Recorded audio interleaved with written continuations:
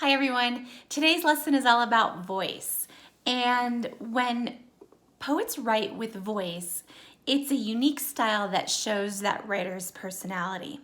And when a piece of writing has really strong voice in it, you can often tell who the poet is, who the writer is, without even looking at that person's name on the page. It's really, really cool. One way that we can write with voice is to ask ourselves, how would we say this if we were talking to our friends or our family?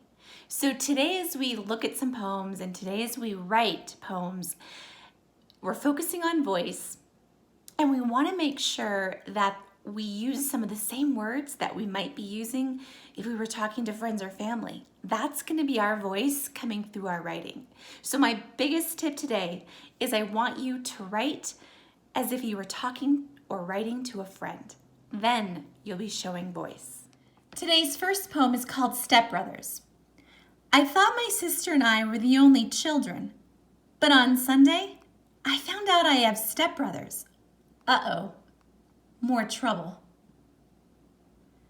Where do you think the writer of this poem has shown great voice, has used words that they might use in their own speaking to their friends or their family?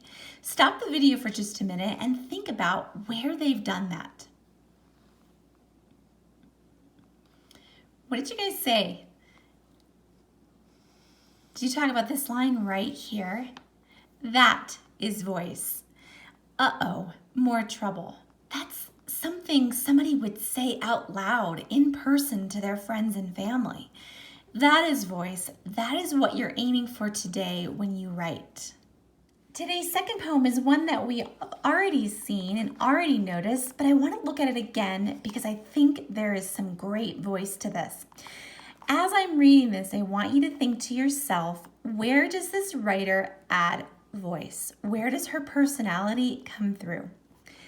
My sister Kayla, silly, crazy, abnormal, strange, who loves listening to the radio, bugging her sister, sucking up to her parents, who needs mental help, a brain transplant, plastic surgery, who gives kisses, hugs, love occasionally, who fears creepy crawlers, her sister giving her a kiss, bath time, who'd like to see Mickey Mouse, the Hunchback of Notre Dame, Michael Jordan in person, teacher of my god sister Chelsea, student of her big sister, resident of Planet X. Where does this writer show voice? I am kind of already pointing to one right here, bugging her sister. The word bugging, that's a word that I could imagine Danielle using in real life. I mean, this is real life, but in her own words, speaking out loud. Sucking up to her parents, I could see or hear, I could picture Danielle using that word. Also, this right here is kind of cool.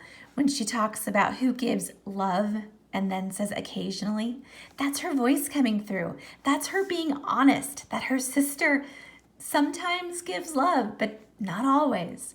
So again, could you be inspired today to use My Sister Kayla or the Stepbrothers poem and add your voice to it? Find ways to use the words that you're kind of known for, maybe the words that you know that you say a lot in your poetry.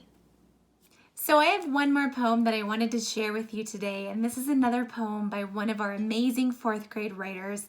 And I want you to listen to this poem and listen for the voice in it. Soccer. If you want to see me, you must be quick. If you want to catch me, you must be fast. If you want to beat me, you must be kidding. And that's by Laura in Mrs. Eberhardt's class. Good job, Laura. This is an awesome example of voice. Did you hear it? That last stanza, if you want to beat me, you must be kidding. that is her talking. That is her voice coming through. That is her personality saying, yeah, right, you've got to be kidding. You're not going to beat me. That is what we want today. Your voice to come through your writing.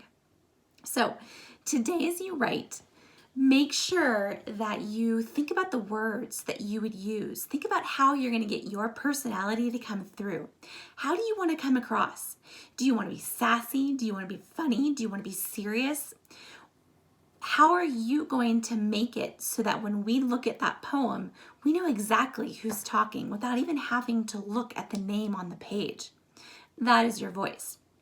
Remember my tip that you should write as if you were actually speaking to a friend.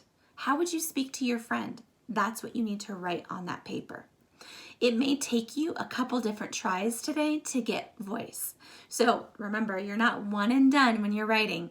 If you need to write something and then maybe have a thinking partner to sort of look at your work and give you some feedback, does this sound like me? Hey, mom or dad or brother, sister, whoever's at home, can you read my writing? Where do you think my voice, my personality is in this writing? If they can find it and that's what you were thinking of, great. Then you know you've got voice today. But if they look at it and they're kind of, I'm not really sure, then that's just a sign that you can go back and figure out how to make your voice come through on your writing. Also, don't forget, today you're adding voice in your poems, but don't forget about line breaks and stanzas. Play around with those. Don't forget about vivid verbs and adding adjectives to your nouns and trying out some figurative language if it makes sense. We're adding on every single day, but we don't want you to forget about the lessons that we've already taught. Incorporate those in your poetry so that they have all of these elements in your poems. We can't wait to see what kind of voice you throw at us today. We are excited. Have fun today. Good luck. Can't wait to read them.